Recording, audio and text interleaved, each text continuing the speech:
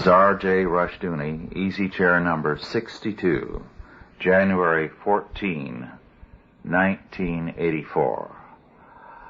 Well, today we have with us one of our Chalcedon readers, David Rhodes, an economist who publishes the Rhodes Connection, an excellent commentary on the economic scene.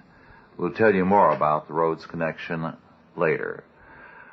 We have with us also John Stafford, whom you have heard before. And before we get into our discussion, there are a few things I'd like to go into. One of our problems today is that Christians misunderstand their role in this world. For one thing, they forget what the meaning of the church is. The word for church in the New Testament is ecclesia. And ecclesia comes from two Greek words, ekkaleo. Called out is the literal meaning. Now immediately a great many people will think of the meaning of that in terms of a pietistic withdrawal from the world. But that's exactly what it does not mean. Ekkaleo meant a military draft for battle. In a time of crisis, the ekkaleo was the calling out of those who were able-bodied to do battle. Now, this is the meaning of the church. Some of the old hymns that speak of the church as a mighty army understood the meaning of the word ecclesia. But today, the church is, unfortunately, just what Reinhold Niebuhr, in his first book, written in the 20s, case book or notes from the diary of a tamed cynic, said. He spoke of the fact the church was once considered to be an army, but was now more like a Red Cross unit to pick up the casualties who were hurt in life's battle and were no longer fit for action. And unfortunately, this is the nature of most churches. They have the casualties, people whom you have to minister to with first aid and hold their hand and soothe their ruffled nerves. Or else, a lot of people who feel that they are to be separated from the problems of life. Or others who delve into all kinds of Kabbalistic symbolic theology in order to find hidden meanings in Scripture that nobody in his right mind would ever imagine to be there or could see there. One way or another, the church has abandoned the problems of our times. Well, of late we have had some economists here. We've had John Stafford, of course, who's with us again, speak 3 times on the easy chair. We've had R.E. McMaster, Jr., another very distinguished economic analyst, and today we have David Rhodes. Because our feeling is this. Whereas there are some people who are approaching the economic scene in terms of how to get rich while the world goes to hell, our perspective is that Christians were not born to be suckers. We need to be prepared for what's coming, not because we're out to make money, but we want to be effective as Christian soldiers. There's a war on out there, and we need to be prepared from every angle. And one of the major areas of crisis today, in fact, our whole civilization, which is falling apart, the age of humanistic statism, it is falling apart because it has failed to give man bread. It has given him a stone instead, and now its economic solutions are proving to be disasters. Well, with that introduction, we'll get on. John, do you have something to say or something to ask of Dave as we proceed? Well, I think both, Rush, and I got to say that I'm very happy to be here. I just got here this week after some months of preparation, and I'm very happily settling in, going around looking at property, ranches in particular. I think I've always been a rancher at heart, and now I'm getting my chance. Yes. You were out looking at properties today, weren't you? Right. With David, and we really enjoyed ourselves. It's a beautiful area up here. On point to two of the things that you were talking about, this concept of preparing for battle, and that we are soldiers in a larger fight. I took a class in Ephesians at Dominion Theological Institute about a little over a year ago.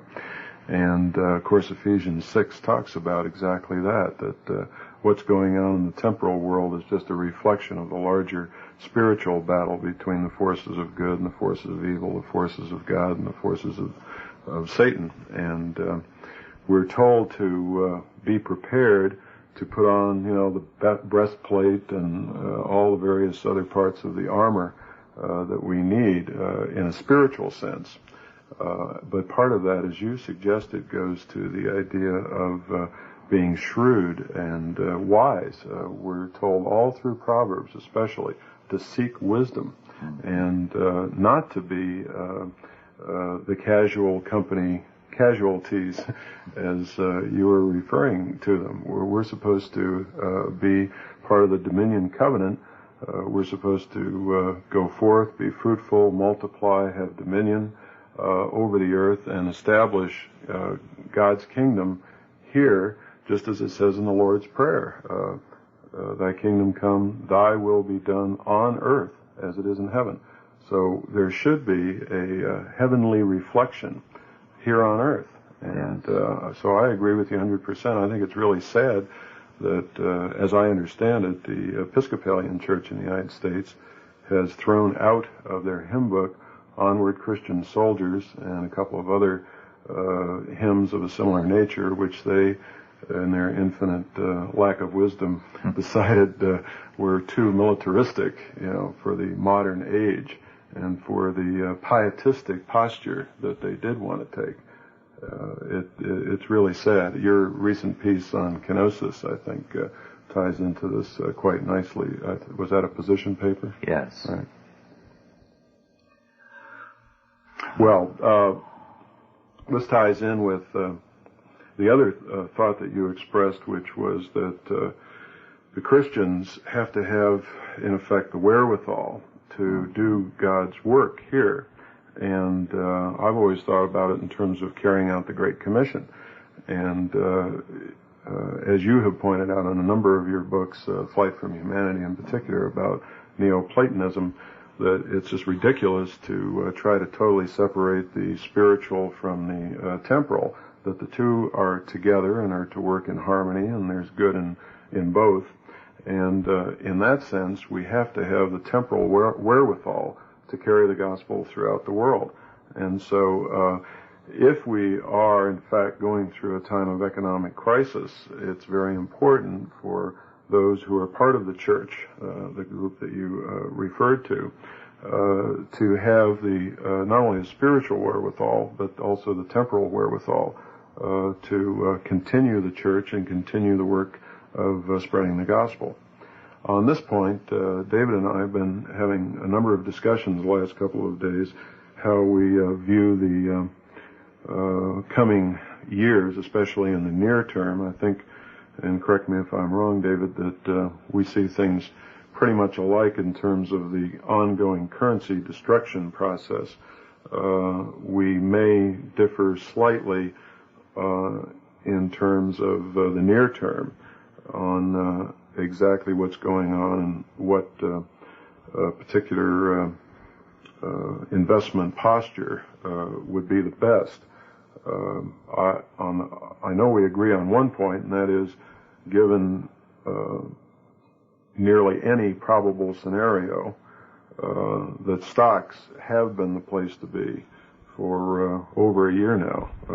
In my thinking, it's been almost 2.5 years, and I think that you felt that definitely for a year and a half at least.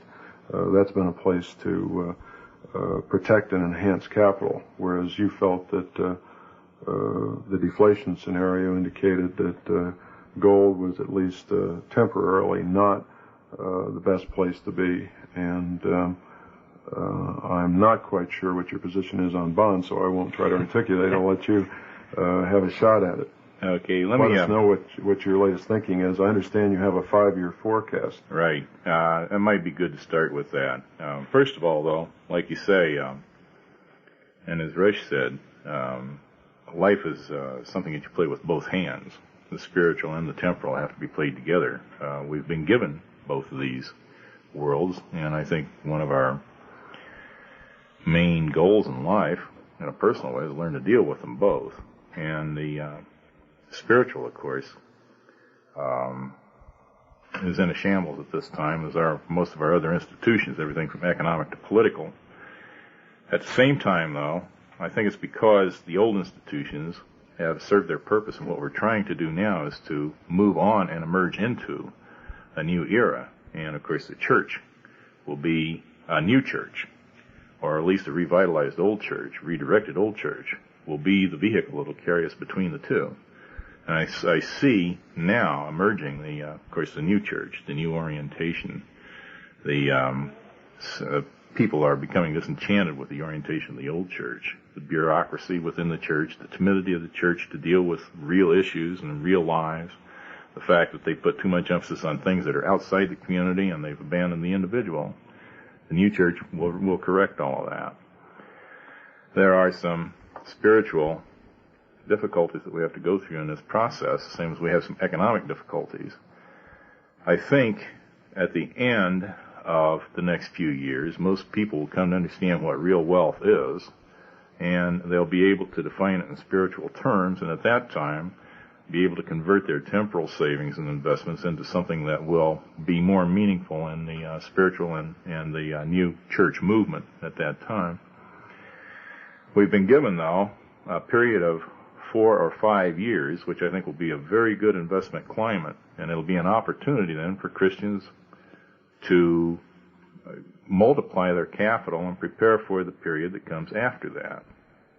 We have a situation like a field full of chuck holes here, not the least of which is the foreign loan situation. The banking system, the whole economic system can come undone on us like a cut golf ball in an instant. So any forecast has to be prefaced with the remark that if it does not come apart, then certain things will happen. If it does come apart, then it's a whole new ball game, and it can happen instantly. And we have to see what then the government intends to do, the government and the banking system intends to do to offset that. Now, part of the process that we're in is a long-term inflation that could last 100 or 150 years. It started a long time ago, and it'll be carrying on for a long time. During this long-term inflation, there are periods of maybe 30 years of disinflation or stability, or outright deflation, as we saw back in the 30s. Now, since most of us, most of our investment lifetimes are not much longer than 30 years, we have to deal with that before we deal with the 150 or 200-year curve, keeping in mind then that a disinflationary or deflationary period will end in another inflation, but that'll be for the next generation to handle, possibly. Or it might be our turn in 5 years. It's really difficult to tell. But underlying everything is a possibility that the banking and economic system will come apart tomorrow. We start with the assumption, or I start with the assumption, that it probably won't come apart before the 88 elections. Now, if it hangs together, then certain other things can happen, and they're in a process of coming about now. I think the biggest thing on the horizon is a balanced budget. That will come from a cut in spending. It'll be a cut in military spending, and it'll also come from taxes, which will be raised after the 84 elections. There's no question in my mind but what Reagan intends to raise taxes. They will close that budget deficit. They have improved or increased their tax harvesting machinery, and I think they're going to tap the underground economy for more than they ever expected to hit them.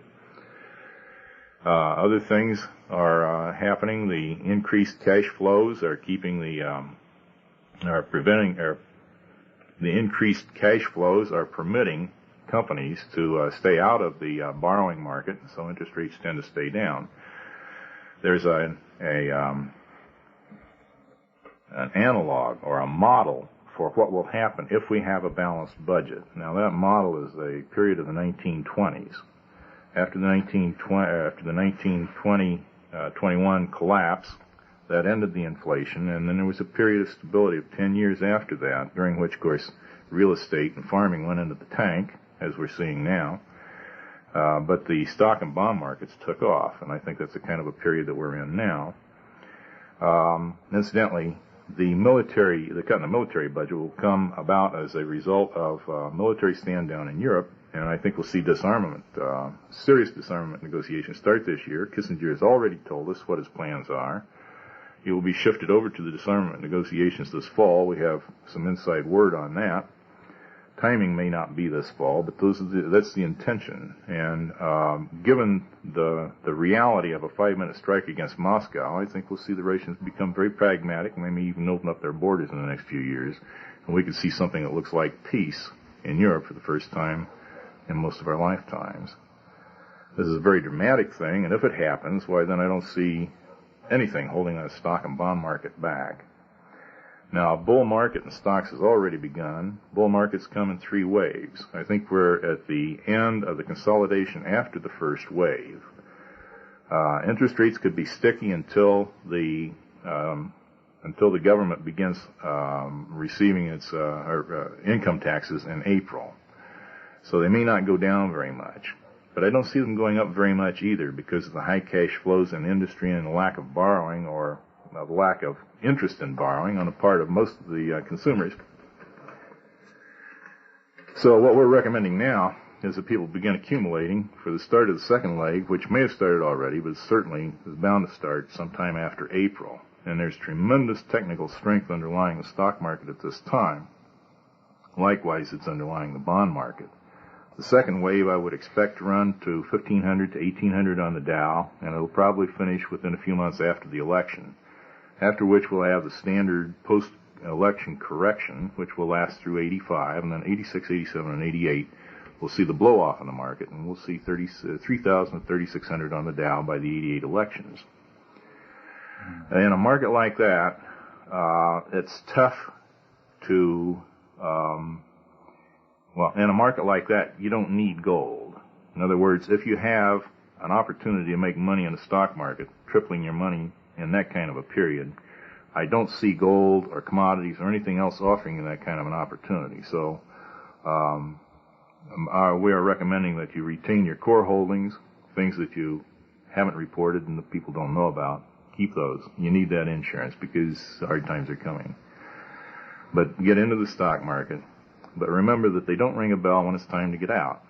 So get yourself a good advisor and someone who understands that this thing will end. It could end in 1 year, or more probably it'll end in 5.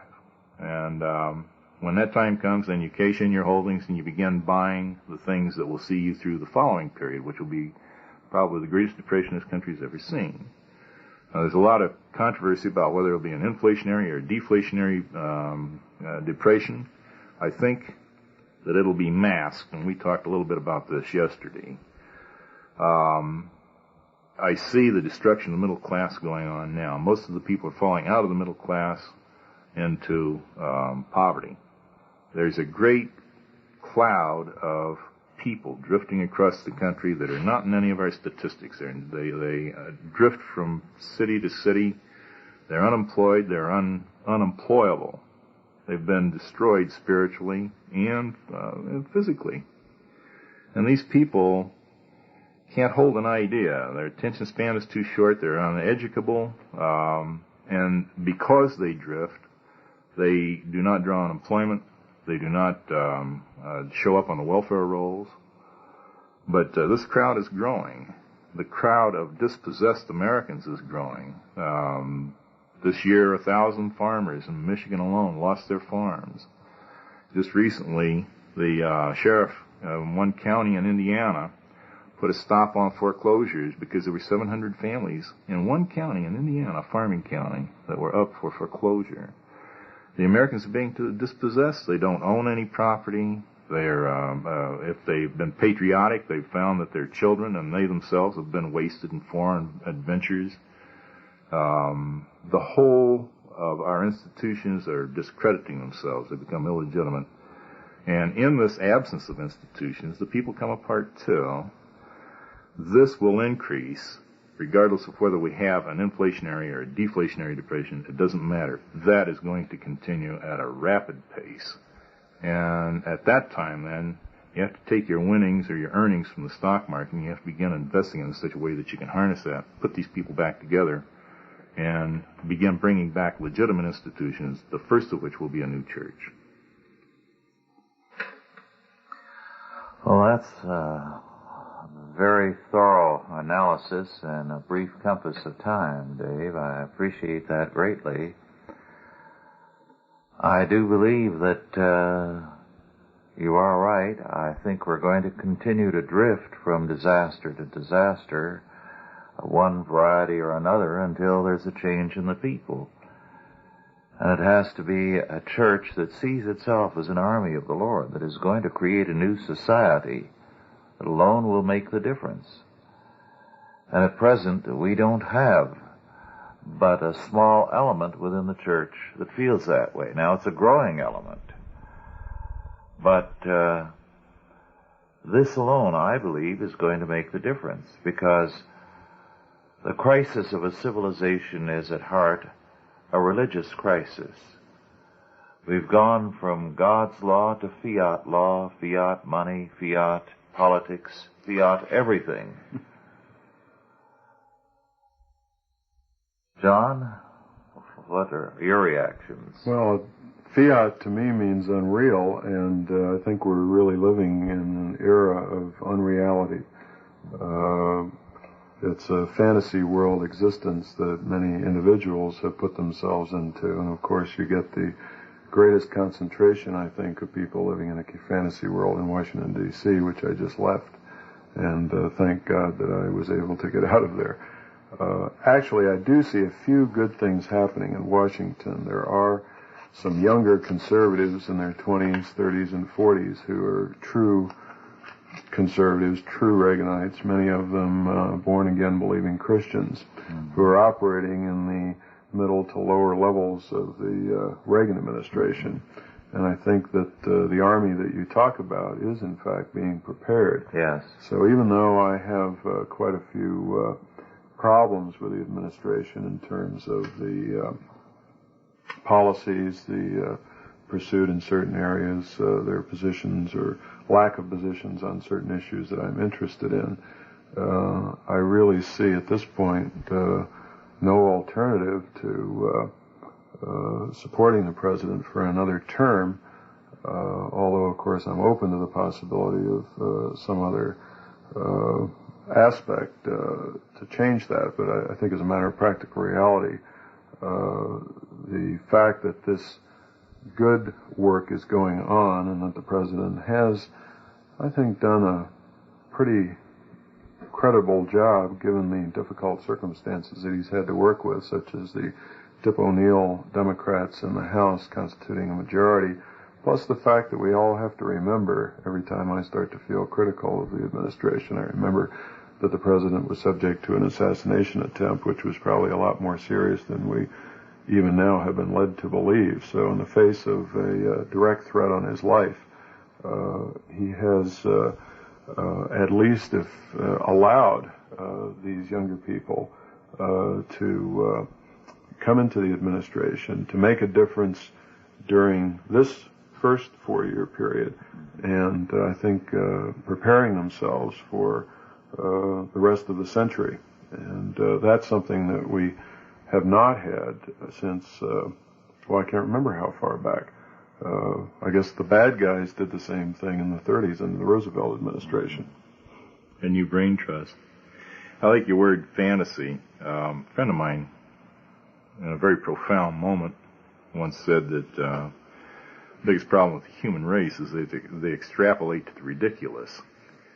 And we're at the end of a civilization, and we've seen the extrapolation to the ridiculous. We start with the emergence of the individual, during the Renaissance period, it becomes the me generation, and it becomes an obscene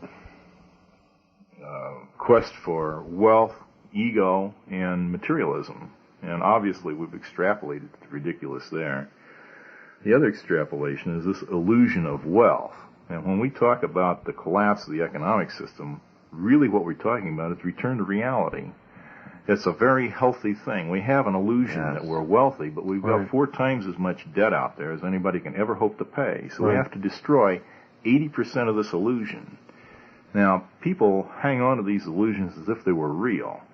And to take away their property, or to take away these illusions, is to take away, in many cases, their entire identity. Their whole ego is wrapped up in this. And to take away this illusion is to destroy their identity.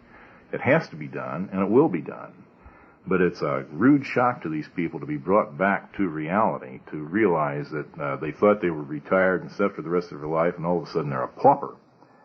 That's a terrible thing to have to come to terms with, and people go crazy at a time like that. So it makes for a very difficult transition period.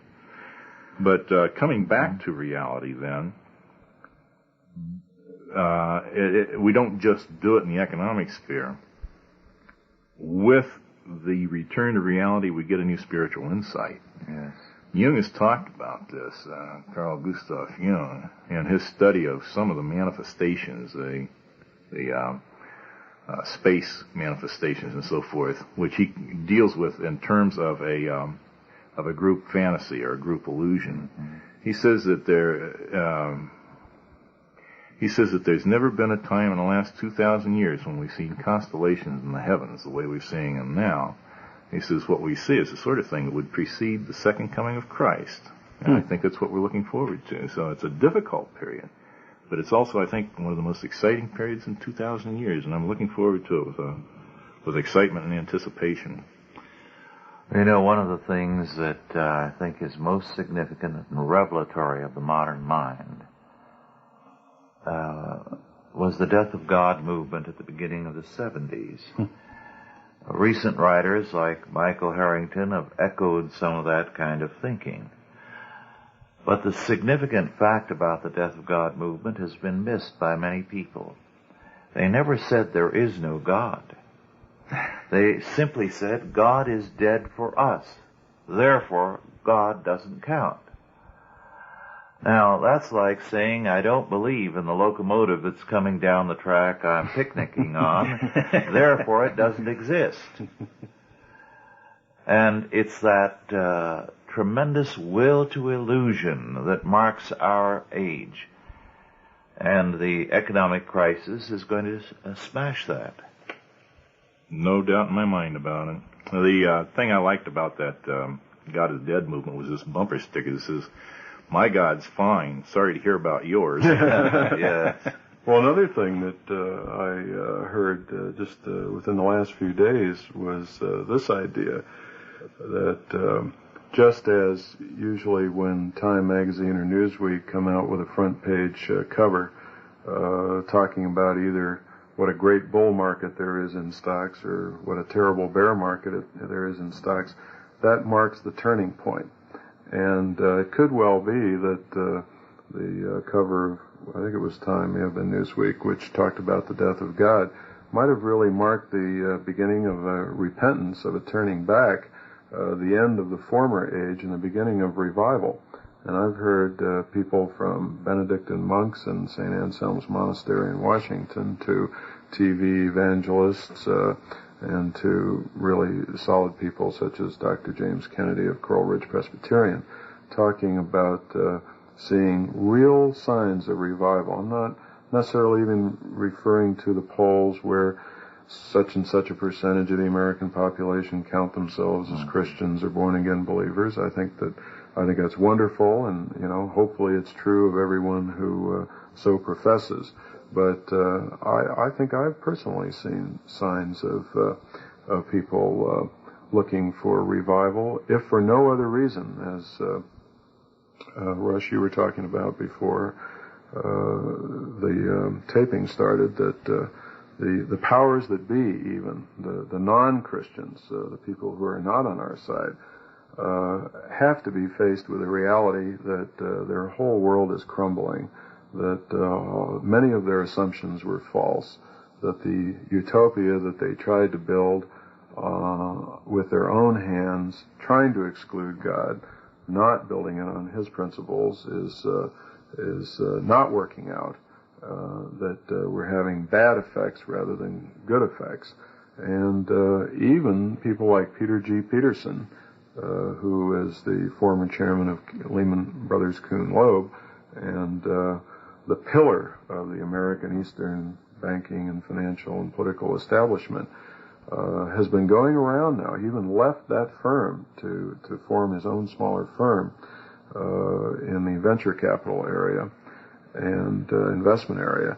And I think one of the reasons was because he wants to spend more time going around the country and talking to people about the crisis that we're facing.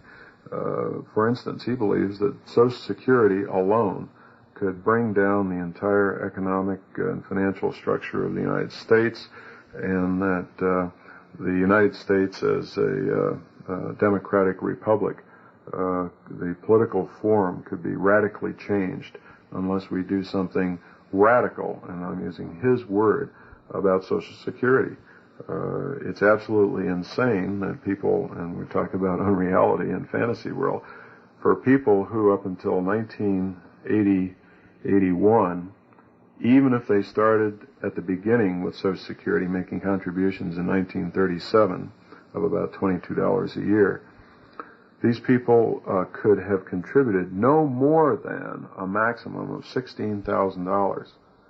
And upon their retirement, some of them are getting back $50,000, $100,000 over the next few years, $200,000 or $300,000 or $400,000 for a $16,000 contribution.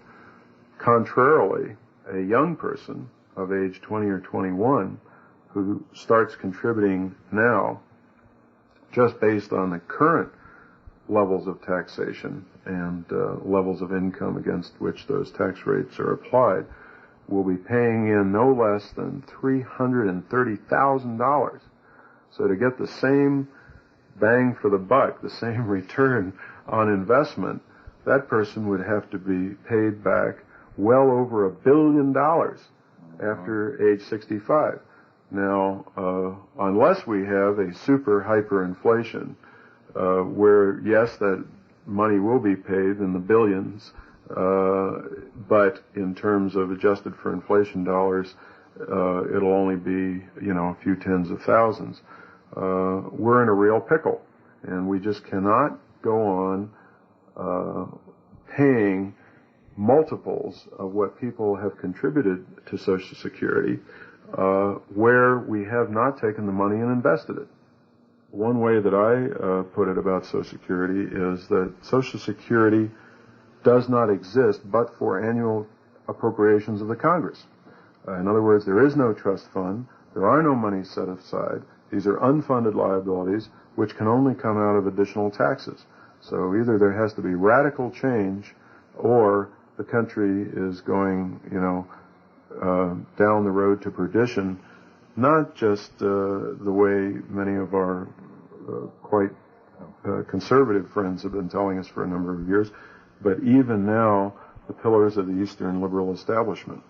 Well, I think that what we're dealing with here is a continuation of this illusion, and there are a number of people, particularly in government, in the bureaucracy, who have a vested interest in continuing this illusion. They have a fetish for control. These are very sick people. I consider them neurotics, in most cases psychotics. They're very spiritually ill people, and they have an intense need to control the world, their world.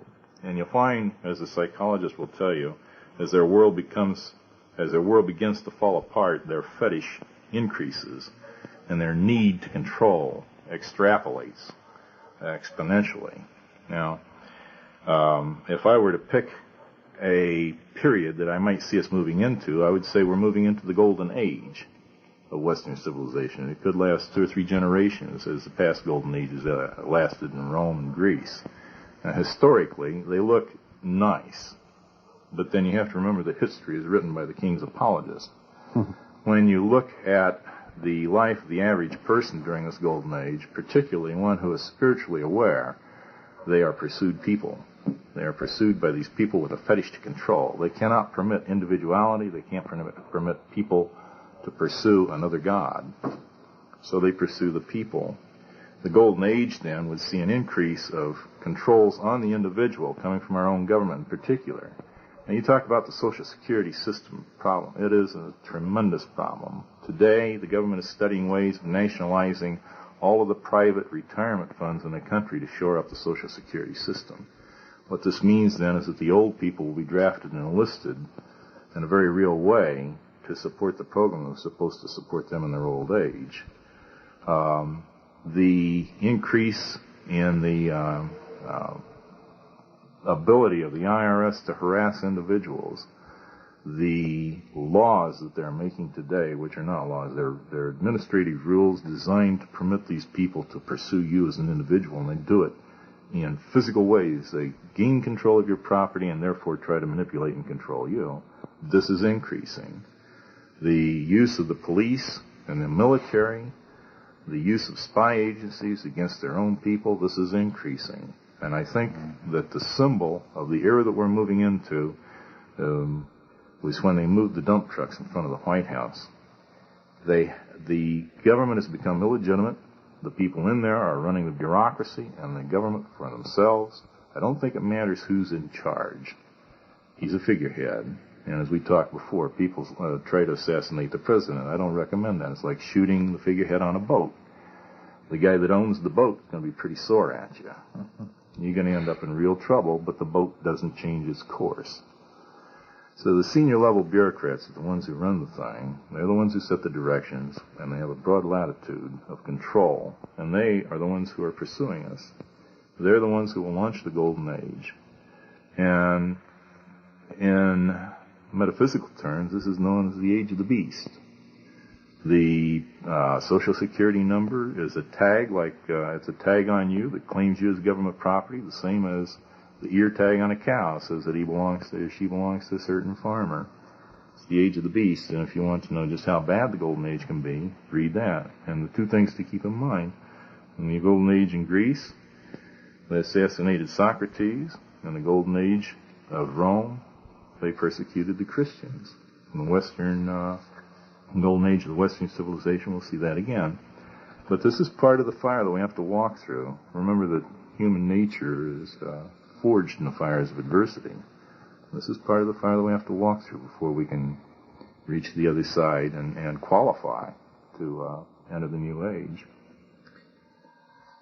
One of the pictures I have somewhere in my library, I've got to look for it someday, is a picture taken from the White House looking out towards the old State Department building. Nothing but an empty pasture between, and the Taft family cow tethered outside the White House. Now, as recently as Taft's day, this century, Washington was a village, and the president had a family cow tethered outside on what is now the lawn and the grounds. The change began with Woodrow Wilson, when we began to create the golden age of bureaucracy, of monumental government buildings. And Washington has moved from a village to a world capital. And we have lost our freedom in the process.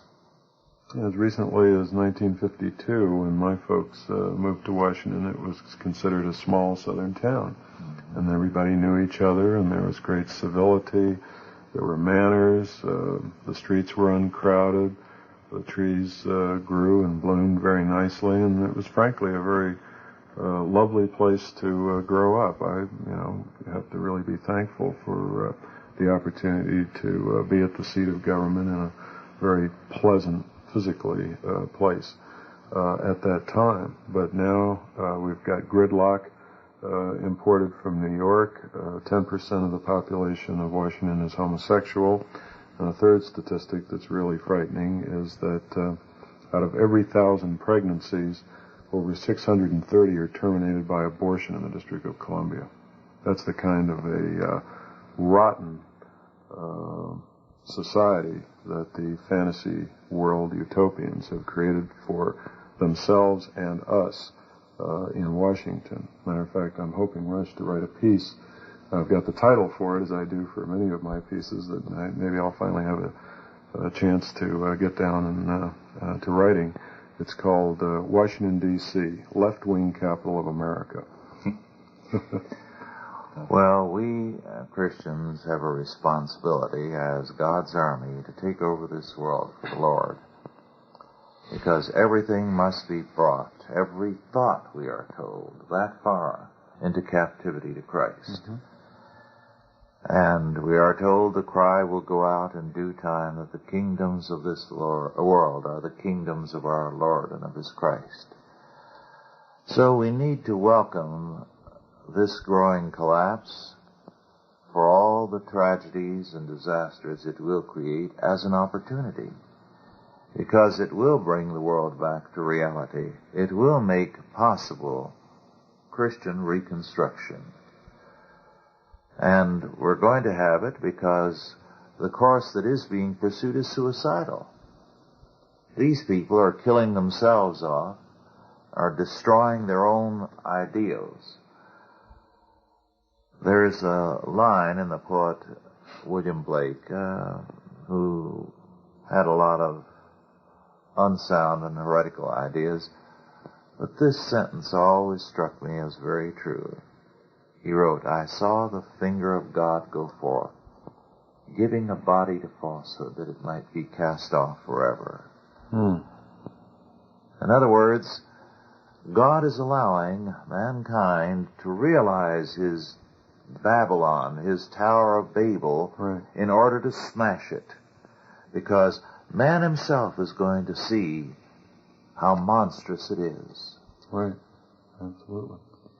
That reminds me, after I saw the movie 10, somebody said, there's an ancient curse, may your fondest fantasy come true. And we're realizing our fondest fantasies. Well, that sounds like the Chinese curse, may you live in interesting times. We live in interesting times, and I don't consider it a curse. I think it's very exciting. I felt desperate for a long time, while I felt a captive of my institutions, and so long as I didn't see any alternatives. But then I read a piece that talked about how the Christian voluntary communities rose in the 1st and 2nd centuries to as an almost, well, as a natural safety net to catch the people who were falling out of the empire. The institutions within the empire, and the institutions today are becoming illegitimate, as we talked about before. People are seeing that, and they're turning away from them, because institutions, human institutions, are supposed to help a person realize and actualize his gift from God. Today's institutions are drafting you for something else. They're using you for someone else's purposes. And when people catch on to that, they drop away. They withhold their support for the institutions, and they go in search of something then that will help them to actualize and make sense of their own lives.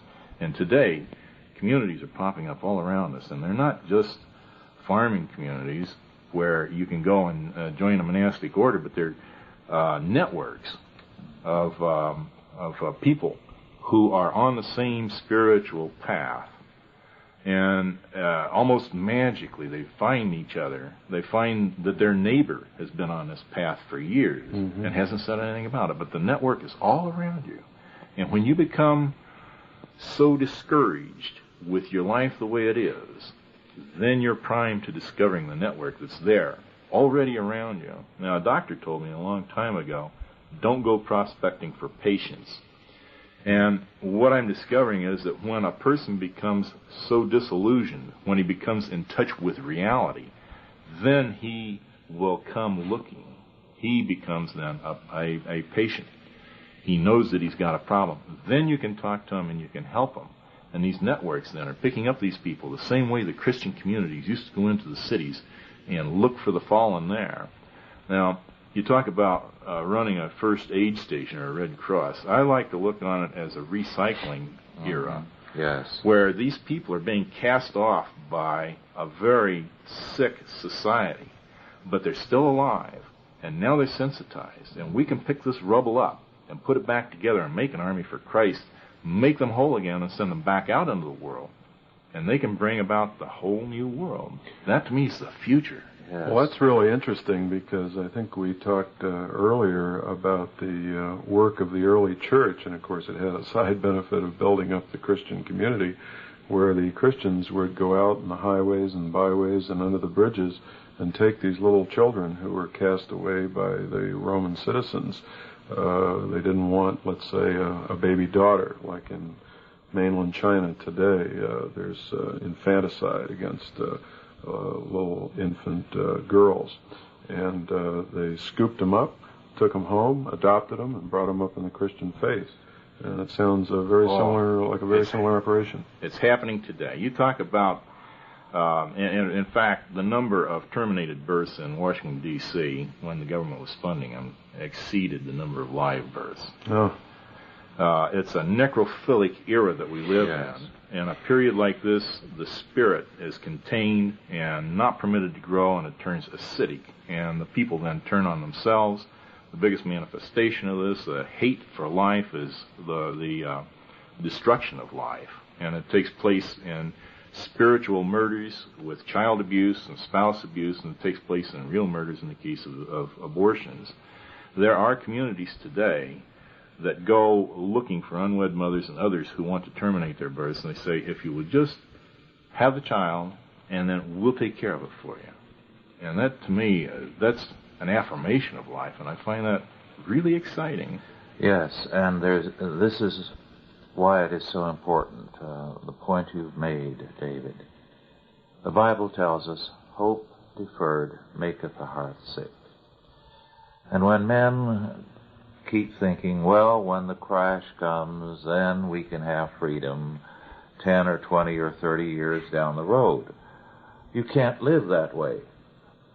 And if you're living in terms of preparing for catastrophe or waiting out the catastrophe, you're a dead duck. But if you say here and now, I can build a community, I can establish a fellowship, I can do my part in God's kingdom in establishing His order in my life and the lives of those round about me, then you're a part of the future. Exactly. You're a part of the coming world. There's an old story about this one fellow explaining that we don't have problems, all we have are opportunities. And his friend looked at him and says, well, I seem to be confronted by an insurmountable opportunity. You do need that spiritual turnaround to be able to see the good that's coming.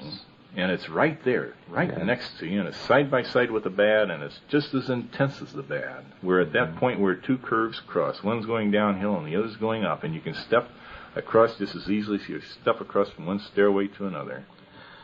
You know, excuse me a moment, John. Before we go on with that point, I don't want the time to run out on us before David has a chance to tell people what his address is, how much the subscription is to the Rhodes Connection, and how much for a sample copy if he sells a sample copy. Would you tell us? Well, we don't give samples, but I've summarized a short report on our 5-year forecast, which we're giving away for free, and I'll send subscription information with that. Write me, David Rhodes, Box 1047, 1047, Ashland, Ashland, Oregon, 97520. And just write on there, forecast, and I'll send you a copy of that and some subscription information. And I'll also send you some information about a speech that I made last summer that talks about voluntary communities and about the end of our institutions today, which I call Wake for the Western World. The last name is Rhodes, R-H-O-A-D-S. If I could make a plug, David, I don't know how many copies are still available, but I know I bought quite a few copies of your book, How to Survive the Spastic Economy, and I've been giving it to clients as a part of my investment service. I've been donating copies to my church to be resold and the proceeds to go to the church, and handing them out to members of Congress such as Steny Hoyer, the liberal Democrat from Maryland, Prince George's County, that I went to school with at the University of Maryland. And I think it's really an excellent book, even though it was written a few years ago. Still, because you take the longer-term approach and talk more in terms of principle than, the immediate way to make money, I think it's still of great value. Well, I appreciate that. We do give the book as a premium for new subscribers. We're getting pretty close to the end of that, but that, along with several other premiums that I give out and 2 special reports on disarmament and on a balanced budget, brings people pretty well up to date on my thinking. At the same time, it gives them the context that I've been using since 1977 as an analysis. The thing that I was going to say earlier, Rush, was that I remember part of my process of coming to where I am today had to do with a meeting that I had with Donald Story over in Bermuda back in, I think, 1978. Donald is the co-editor and owner of the Bank Credit Analyst, which is one of the most respected publications in the world in discussing the domestic and international banking and monetary scene. And, each of us has to do what he thinks best, but the conversation I had with Donald, even though I came to a different conclusion, helped me to understand where I was coming from and where I had to go. Donald was basically saying what you were talking about, that, if the whole world is coming apart, he was going to make sure that he had his assets in the right place so that he could survive and then rise phoenix-like out of the ashes. And I guess I didn't disagree that might be the best thing for him to do. He was a Canadian citizen living in Bermuda and in the process of buying a home in London and putting some of his assets over there. But the more I thought about it, the more I said, I'm an American, and I love my country and my community, and all of the people that I know are there. And instead of trying to run off to Australia or New Zealand or Alaska or some other place to get away, I said instead of cutting and running, I would stand and fight. And so that really was an important turning point for me personally. And I said, okay, that's done now. I'm going to stay in the United States, and I'm going to do everything I can, both in terms of building my personal position and in terms of being active politically, to try to help turn the country around. That's where I ended up as a vice chairman of the Reagan Finance Committee and supporting certain members of Congress and the Senate of a rather conservative nature, Steve Sims and John Rousseau and others, over the last few years. And I think it's paid off. The only thing that I'm thinking now is about the 10th Amendment to the Constitution, where it says basically that any unenumerated powers given to the federal government are reserved to the states, and if there's anything left over after that, it remains with the people. And I sense very strongly, and we were talking with John Saunders about this the other night, that, and it ties in with your book, talking about that the basic unit of the political society is the county. That I think we're going to see, whether we like it or not, and I like it, a return to local control and a great strengthening in the power and influence of government at the local and state level, and really a diminution of the power and control at the federal level. I have to agree with David that the government has taken a number of steps under TEFRA and other recent legislation to beef up the IRS and to make it easier for the government to go after the federal income tax dollar. But at the same time, I see people resisting that in a very personal way, and also I see this almost imperceptible now, but I think it will become more apparent as time goes on, shift of power back to the hands of the local people. And just one other point that's connected with that, I've been talking with Herb Titus quite a bit, and Jim McClellan and others about this idea not only of judicial tyranny, but also of defunding public education, putting all schools on a tuition basis, be they public or private. Now, personally, between you and me and the fence post here, I don't see any excuse or reason for public schools as they are currently constituted. But even if you had them, the idea is that you would fund them with direct contributions, endowments, gifts, that sort of thing, rather than by using tax money. This is another aspect of this concept that I just mentioned, of restoring local control, parental control, accountability to the system. And Rush, I know that you, in particular, being considered by many the father of the Christian school movement and the private school movement in America, you've written extensively on this, the messianic nature of American education, and other books and publications. I wonder if you have a comment on that particular specific idea. Yes, the interesting thing to me is that within the last 2 or 3 years, a number of books have been written calling attention to the fact that the public school movement is a disaster. As a matter of fact, without mentioning any names, one prominent politician was interviewed by 3 high school journalism students, and he figured the publication of this would only be on the local school paper or an essay submitted to the teacher. And he said that the public schools were finished. They had destroyed a generation. He saw no future in them. As far as he was concerned, you could wipe out the present generation. They took it to their local newspaper, and it refused to publish that. But I think more and more people and politicians are becoming aware of that fact, and certainly the Christian school movement is growing by leaps and bounds. The result is today from 1/4 to 1/3 of the children of this country are not in public schools. They're in Christian schools. They are in home schools, and there are 100,000 of them in California alone. And it's a very rapidly growing movement. Well, this tells us there's a tremendous revival of freedom underway. People are saying, our children belong to us and we're going to control them. And this means a very sizable element of the population. We have a crisis right now in Nebraska over this public school issue. I had a call from a department of the White House about it just yesterday.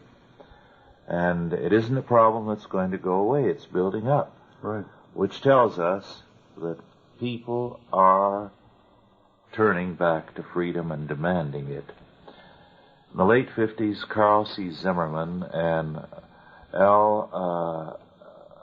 Cervantes wrote a book entitled The Family.